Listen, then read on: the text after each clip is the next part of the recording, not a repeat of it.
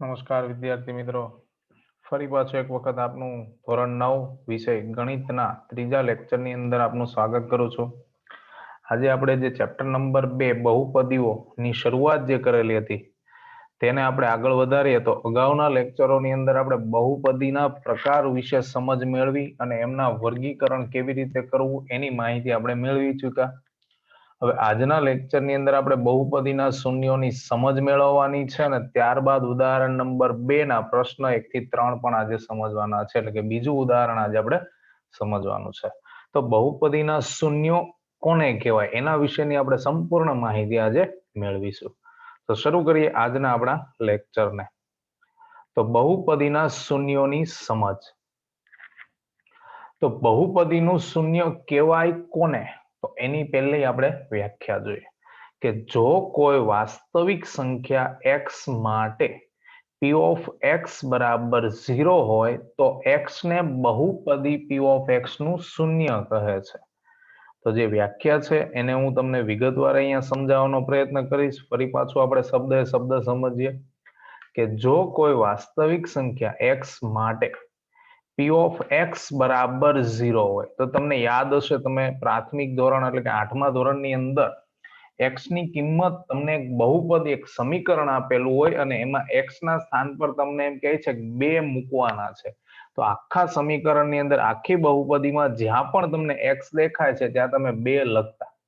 તો એ જ પ્રમાણે અહીંયા પણ આપણે કામ કરવાનું છે કે આખી એક બહુપદી આપેલી છે, એમાં x ની જે પણ કિંમત કીધી છે એ બહુપદીમાં x ના સ્થાન પર મૂકવાની અને x ના સ્થાન પર મૂકતા જો જવાબ 0 મળે તો એ જે x ની કિંમત છે એ બહુપદીનું શૂન્ય કહેવાય. શૂન્ય એટલે 0 નહીં બાળકો. બહુપદીનું શૂન્ય એટલે એનો ઉકેલ કહેવાય. શું કહેવાય છે? ખાસ ધ્યાન આપશો તમે કે બહુપદીનું શૂન્ય એટલે એનો ઉકેલ ગણવામાં આવે છે. તો આ આપણા બહુપદીના શૂન્યની વ્યાખ્યા થઈ. ફરી પાછું કહી દઉં છું કે બહુપદીના શૂન્ય એટલે 0 નહીં. બહુપદીના શૂન્ય એટલે એમના ઉકેલ, એમના બીજ, જે આપણે x ની કિંમત આપણને મળતી હોય છે એ x ની કિંમતો હોય છે. પણ ક્યારેય બહુપદીનું શૂન્ય કહેવાય તો x ની કિંમત સિમ્પલ ભાષામાં જો તમને સમજાવું તો x ની જે પણ કિંમત તમને આપેલી છે એ જ્યારે તમે બહુપદીની અંદર મૂકશો અને જવાબ તમને 0 મળે તો એને બહુપદીનું શૂન્ય કહેવામાં આવે છે. તો આઈ હોપ કે તમને બહુપદીના શૂન્યની સમજ પડી હશે. હવે નેક્સ્ટ મુદ્દો જોઈએ તો કે બહુપદી p of x ના શૂન્ય જો અસ્તિત્વ ધરાવતા હોય તો તેને બહુપદી સમીકરણ p of x બરાબર 0 ના બીજ અથવા ઉકેલ કહે છે. એટલે જે અહીંયા જે તમને વસ્તુ સમજાવી તે કે બહુપદીના શૂન્યો જો અસ્તિત્વ ધરાવતા હોય એટલે કે જો હોય તો એટલે કે જવાબ જો 0 આવે તો એ બહુપદીનું શૂન્ય કહેવાય ને. શૂન્ય એટલે શું કહેવામાં આવે છે બાળકો? બીજ અથવા ઉકેલ. યાદ રાખજો, બહુપદીના શૂન્યો એટલે જ એને બીજ અથવા ઉકેલ કહેવામાં આવે, જે આપણે x ની કિંમત કહીએ છીએ. ત્યાર પછીનો મુદ્દો જોઈએ બહુપદીનું મૂલ્ય. તો બહુપદીનું મૂલ્ય કેવી રીતે નક્કી થાય? તો એ પણ એ જ મેથડ ઉપર કામ કરવાનું છે કે બહુપદી p of x ના સ્થાને કોઈ વાસ્તવિક સંખ્યા લેવાથી p of x ની જે કિંમત મળે તેને p of x નું મૂલ્ય કહે છે. તો અહીંયા હું તમને વ્યાખ્યા કરતા પણ સિમ્પલ ભાષામાં જો સમજાવવાનો પ્રયત્ન કરું તો બહુપદીનું મૂલ્ય એટલે શું? તો તમને જે x ની કિંમત આપેલી છે એ તમારી બહુપદીની અંદર x ના સ્થાન પર મૂકી એનું સાદુરૂપ આપો અને લાસ્ટમાં જે જવાબ મળે છે, જે આન્સર મળે છે, એને કહેવામાં આવે છે બહુપદીનું મૂલ્ય. આ સીધી ભાષામાં કે બહુપદીનું મૂલ્ય કોને કહેવામાં આવે છે? તો બહુપદી જે પણ તમને આપેલી છે એમાં x ની જે પણ કિંમત છે એ x ની કિંમત બહુપદીમાં મૂકી દેતા જે પણ જવાબ મળે છે ને બહુપદીનું મૂલ્ય કહે છે. તો બહુપદીના શૂન્યો માટે 3 અગત્યના પરિણામો છે. એમાંનું પહેલું છે શૂન્ય એ બહુપદીનું શૂન્ય હોઈ શકે પરંતુ બહુપદીના શૂન્યો શૂન્ય ન પણ હોય. ફરીથી સાંભળજો, થોડું કોમ્પ્લિકેટેડ વાક્ય છે પણ એને વ્યવસ્થિત રીતે સમજશો તો સમજાઈ જશે કે શૂન્ય એ બહુપદીનું શૂન્ય હોઈ શકે એટલે તમને x ની કિંમત 0 મળી શકે. ફરી સાંભળજો, શૂન્ય એ બહુપદીનું શૂન્ય હોઈ શકે એટલે એનો અર્થ શું થશે કે x ની કિંમત તમને 0 મળી શકે પરંતુ બહુપદીના શૂન્ય શૂન્ય ન પણ હોય એટલે એવું ન પણ બની શકે કે x ની કિંમત ન મળે. x ની કિંમત મળે એટલે બહુપદીનું શૂન્ય મળ્યું કહેવાય. પણ જો તમને x ની કિંમત નથી મળતી તો એ બહુપદીનું શૂન્ય ગણાય નહીં. તમને યાદ હશે તમે 8મા ધોરણની અંદર પણ આ વસ્તુ સમજ્યા હશો કે x ની કિંમત તમને 0 મળે અથવા 1 મળતું હોય અથવા 2 મળતું હોય તમે જે દ્વિઘાત સમીકરણને ઉકેલતા બરોબર છે પહેલા છેલ્લાનો ગુણાકાર કરીને એમને નિશાની આપવાની જે સિસ્ટમથી તમે ભાગ પાડતા હતા અવયવીકરણ કરતા હતા એમાં x ની તમને જુદી જુદી બે કિંમતો મળતી હતી તો એને બહુપદીનું શૂન્ય કહેવાય છે. પણ બની શકે એવું કોઈ સમીકરણ તમારી પાસે છે કે જેના તમે ભાગ નથી પાડી શકતા અને x ની કિંમત નથી મળતી તો બહુપદીનું શૂન્ય શૂન્ય ગણાય. બહુપદીનું શૂન્ય એટલે કે બહુપદીનો ઉકેલ મળતો નથી.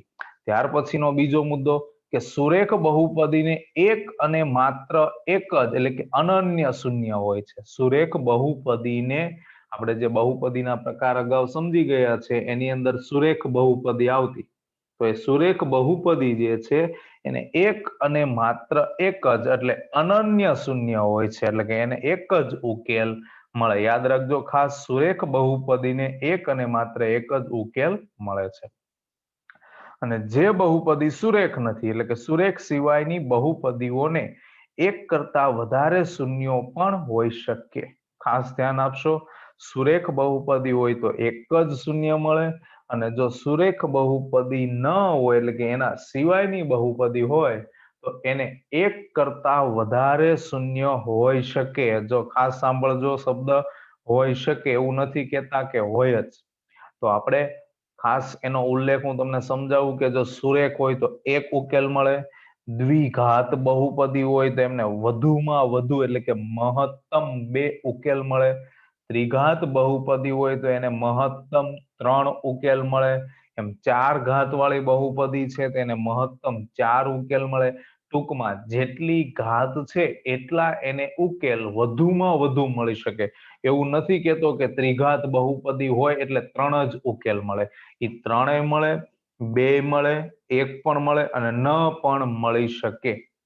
બરોબર છે એટલે અહીંયા શબ્દ લીધો છે એક કરતા વધારે શૂન્ય હોઈ શકે એટલે હોય અને ન પણ હોય. તો આ થઈ આપણા શૂન્યની વાત. ખાસ અહીંયા સમજવાનું હતું આજના ટોપિકની અંદર આપણે કે શૂન્ય કેવી રીતે આપણે મેળવી શકીએ અથવા તો કઈ રીતે કહી શકાય. તો સિમ્પલ રસ્તો છે એનો ખાલી તમારે એક જ વસ્તુ મગજમાં યાદ રાખવાની છે. તમને બહુપદીનું મૂલ્ય માંગ્યું હોય તોય ભલે અને એનું શૂન્ય છે કે નહીં એવું ચકાસવાનું કે તો પણ ભલે તમારે એક જ સિમ્પલ રસ્તા ઉપર કામ કરવાનું છે કે x ની જે પણ કિંમત તમને આપેલી છે એ x ની કિંમત બહુપદીમાં જ્યાં જ્યાં x દેખાય છે ત્યાં મૂકી અને એનું સાદુરૂપ આપશો એટલે તમારા પ્રશ્નનો જવાબ તમને મળી જશે. તો આપણે આ જ પ્રયત્ન આગળ વધારીએ અને ઉદાહરણ નંબર 2 તરફ આગળ વધીએ. તો જોઈએ ઉદાહરણ નંબર 2 ની રકમ. તો એમાં કીધું છે કે નીચે આપેલ બહુપદીઓનું મૂલ્ય બહુપદીના ચલની સામે દર્શાવેલ કિંમતો માટે ગોતવાનું છે. એટલે અહીંયા શું ગોતવાનું છે બહુપદીઓનું મૂલ્ય એટલે જે ચલની કિંમત છે. ચલ કોને કહેવાય તો તમને યાદ જ હશે. આપણે ચલ અને અચલ વિશે પણ શરૂઆતમાં ઘણી બધી માહિતીઓ લઈ ચૂક્યા છે કે ચલ એટલે શું. તો ચલ એટલે જેની કિંમત સતત બદલાતી રહે છે ને ચલ કહેવામાં આવે છે. જેને આપણે આલ્ફાબેટ XYZ તરીકે પસંદ કરેલા છે. તો પહેલી રકમ આપેલી છે P of X એટલે બહુપદી દર્શાવવાની આ રીત છે P of X is equal to 5x નો વર્ગ માઇનસ 3x પ્લસ 7 આ આપણી બહુપદી છે. તમે જોઈ શકો છો અહીંયા તમારી બહુપદી કઈ છે તો કે P of X બરાબર 5x નો વર્ગ માઇનસ 3x પ્લસ 7 અને એમાં તમારે કઈ કિંમત લેવાની થશે તો કે x બરાબર 1 આગળ આપણે કિંમત ગોતવાની છે. કોના બરાબર x બરાબર 1 આગળ કે x ની કિંમત આપણે આમાં જ્યાં જ્યાં x દેખાય છે ત્યાં બધી જગ્યા પર કેટલા મૂકવાના 1 અને જે જવાબ મળે એ બહુપદીનું મૂલ્ય કહેવાય. એટલે ટૂંકમાં બાળકો આ જે પ્રશ્નો છે એની અંદર તમને સાદુરૂપ દેતા ખૂબ જ સારી રીતે આવડતું હોવું જોઈએ. તો દાખલાને આગળ વધારીએ કે x બરાબર 1 આગળ બહુપદી p ઓફ x નું મૂલ્ય. તો p ઓફ x એટલે જ્યાં x હતો ત્યાં બધી જ મેં તમે જોઈ શકો છો 1 લખી દીધો છે. એટલે p ઓફ x હતું તો p ઓફ 1 થઈ ગયું બરાબર 5, x નો વર્ગ હતો તો 1 નો વર્ગ થઈ ગયો, -3 ગુણ્યા x એટલે x ની જગ્યાએ 1 લખ્યું અને +7 જે અચળ પદ કહેવાય. કેવું કહેવાય છે? અચળ પદ, કારણ કે 7 એ કિંમત બદલાતી નથી. હવે આનું સાદુરૂપ આપી દેવાનું કે માટે p ઓફ 1 બરાબર 5 ગુણ્યા 1, કારણ કે 1 નો વર્ગ 1 જ થવાનો છે, -3 ગુણ્યા 1 કારણ કે જે કૌંસમાં છે એનો ગુણાકાર થતો એટલે 3 એકા 3 +7 માટે p ઓફ 1 બરાબર 5 એકા 5 અને આ બંનેનું મેં સાદુરૂપ આપ્યું છે -3 +7 આ બે પદનું. તો -3 +7 કરશો એટલે કેટલા આવશે બાળકો? 4. તો 5 + 4 કરશો એટલે કેટલા થશે? p ઓફ 1 ની કિંમત 9. તો આમ આપેલ બહુપદીનું શૂન્ય x બરાબર 1 આગળ મેનું મૂલ્ય, સોરી શૂન્ય નહીં, શું એનું મૂલ્ય કેટલું મળે છે? 9. તો x બરાબર 1 આગળ આ બહુપદીનું મૂલ્ય મળી ગયું. તો છે એકદમ સિમ્પલ બાળકો કે બહુપદીનું મૂલ્ય ગોતવું છે. શું કરવાનું કે x ની જે પણ કિંમત આપી છે એ x ના સ્થાન પર મૂકીને એનું સાદુરૂપ દેવાનું છે. તો જોઈએ બીજો પ્રશ્ન. q ઓફ y એટલે અહીંયા બહુપદીને q વડે દર્શાવેલી છે અને ચલ કોણ લીધો છે? y. તો બહુપદી છે q ઓફ y બરાબર 3y નો ઘન -4y પ્લસ વર્ગમૂળમાં 11 અને y બરાબર 2 આગળ આપણે આ બહુપદીનું મૂલ્ય મેળવવાનું થશે. તો y બરાબર 2 આગળ બહુપદીનું આપણે શું મેળવવાનું છે? મૂલ્ય. તો અહીંયા જ્યાં x ની જગ્યાએ આપણે 1 લખ્યો હતો એમ અહીંયા y ની જગ્યાએ મારે કેટલા મૂકવાના થશે? બધે જ 2. તો q ઓફ 2 એટલે કે q ઓફ 2 બરાબર 3 કૌંસમાં 2 નો ઘન એટલે y ના સ્થાન પર જુઓ અમે 2 મૂકી દીધા, -4y હતું તો y ના સ્થાન પર 2 અને પ્લસ વર્ગમૂળમાં 11 એ કેવું પદ છે? અચળ પદ. હવે આનું સાદુરૂપ આગળ વધારીએ તો માટે q ઓફ 2 બરાબર 3, 2 નો ઘન 8 -4 દુ કેટલા થશે? 8, કારણ કે બંનેનો શું થાય છે? સિમ્પલ રીતે ગુણાકાર. તો હવે આને આગળ સાદુરૂપ લઈએ આગળનો સ્ટેપ. માટે q ઓફ 2 બરાબર 8 તેરી 24 -8 પ્લસ વર્ગમૂળમાં 11, કારણ કે વર્ગમૂળમાં 11 છે એને તમે 8 સાથે કે 24 સાથે સાદુરૂપ આપી શકતા નથી, કારણ કે અસમય સંખ્યા છે. કેવી સંખ્યા છે? અસમય સંખ્યા. એટલે જેનું વર્ગમૂળ ન મળતું હોય એને આપણે અસમય સંખ્યા તરીકે ઓળખતા આવીએ છીએ. તો આ 24 - 8 જે છે એનું હવે આપણે સાદુરૂપ આપવાનું છે. તો q ઓફ 2 બરાબર 24 - 8 એટલે 16 પ્લસ વર્ગમૂળમાં 11. તો આપણને અહીંયા જે y બરાબર 2 મૂકવાના કીધા હતા અને બહુપદી જે આપેલી છે એનું મૂલ્ય લાવવાનું કીધું હતું, તો એનું મૂલ્ય આપણે મેળવી લીધું. q ઓફ 2 બરાબર 16 પ્લસ વર્ગમૂળમાં 11. એનું મૂલ્ય આપણે શું મેળવ્યું? 16 પ્લસ વર્ગમૂળમાં 11. તો આમ આપેલ બહુપદી q ઓફ y, અહીંયા p બાય મિસ્ટેક લખાયું છે પણ q આવશે કારણ કે આપણને અહીંયા q આપેલું છે. તો q ઓફ y નું y બરાબર 2 આગળ મૂલ્ય કેટલું મળે છે? 16 પ્લસ વર્ગમૂળમાં 11. તો એકદમ સિમ્પલ વસ્તુ છે. તમે બંને પ્રશ્નો સમજ્યા હશો કે બંનેની અંદર સેમ જ પ્રોસેસ કરેલી છે. જે પણ ચલ આપેલો છે એની જે પણ કિંમત તમને કીધી છે એ બહુપદીની અંદર મૂકી અને માત્ર ને માત્ર એનું તમારે સાદુરૂપ આપવાનું છે. તો નેક્સ્ટ આગળના પ્રશ્ન તરફ, ત્રીજા દાખલા તરફ આગળ વધીએ. તો ત્રીજા દાખલાની અંદર ચલ તરીકે t લીધો છે. તો p of t is equal to 4t4 એટલે કે 4t ની 4 ઘાત પ્લસ 5t નો ઘન માઇનસ t નો વર્ગ પ્લસ 6 અને t બરાબર a આગળ. એટલે અહીંયા તમે જુઓ છો t બરાબર તમારે કેટલા લેવાના છે? a. એટલે આ જે બહુપદી છે p ઓફ t વાળી, એમાં જ્યાં જ્યાં તમને t દેખાશે ત્યાં બધે જ તમારે કેટલા મૂકી દેવાના છે? a. એટલે અગાઉના બે પ્રશ્નોની અંદર સંખ્યા મૂકી હતી, અહીંયા આપણે એક પદ મૂકવાનું છે, એ સંખ્યા મૂકવાની નથી. તો એ પ્રમાણે એનું સાદુરૂપ આપી દેવાનું છે. એટલે કોઈ પણ પદ કે સંખ્યા મૂકવાની કહે તો ગભરાવાનું નહીં. સિમ્પલ મેથડ જે આપણે સમજ્યા છે એના પર જ કામ કરવાનું. તો ટી બરાબર એ આગળ પી ઓફ ટી નું મૂલ્ય. તો પી ઓફ ટી હતું ત્યાં ટી ની જગ્યાએ શું થઈ ગયું બધે જ એ, અને 6 તો અચળ પદ છે.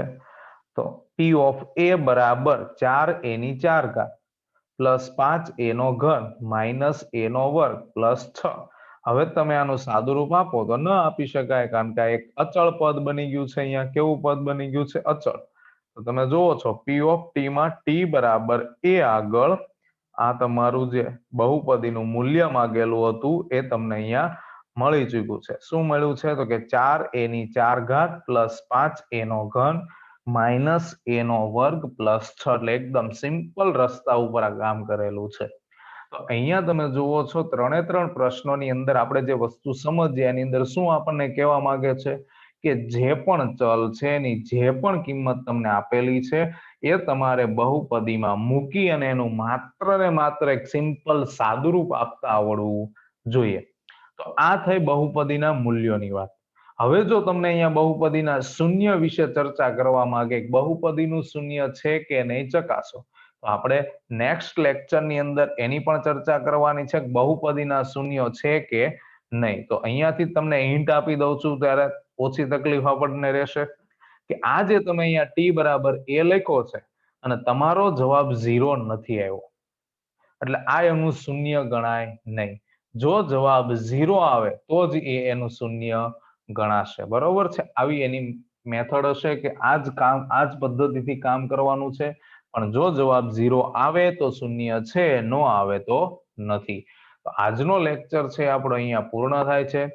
ફરી પાછા એક વખત નવા લેક્ચરની અંદર જે આપણે હમણાં ચર્ચા કરેલી છે બધા જ ટોપિકો સાથે ફરી પાછી એક વખત મુલાકાત કરીશું. ત્યાં સુધી દરેક બાળકોને મારા જય શ્રી કૃષ્ણ. ખૂબ ખૂબ આભાર.